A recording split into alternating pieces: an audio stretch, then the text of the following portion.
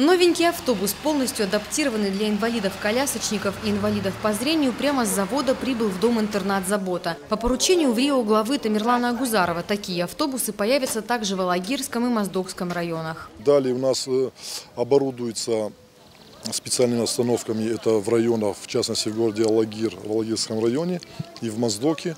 Специальные остановки, предназначенные для инвалидов. Этот автобус может подъехать. Транспортное средство специально оборудовано, выдвигается аппарель, выдвижная ступень.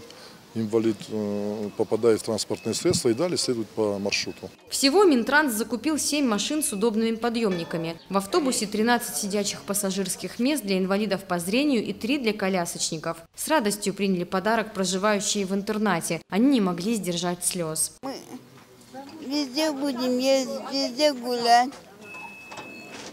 Концерты давать теперь будем.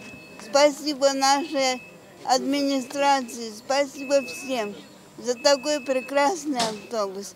Спасибо Ляне Афанасьевне Цибировой, Ирине Александровне Закаевой.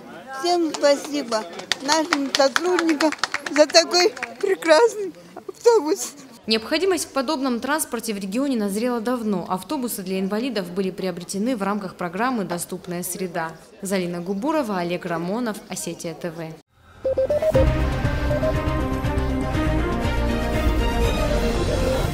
Thank you.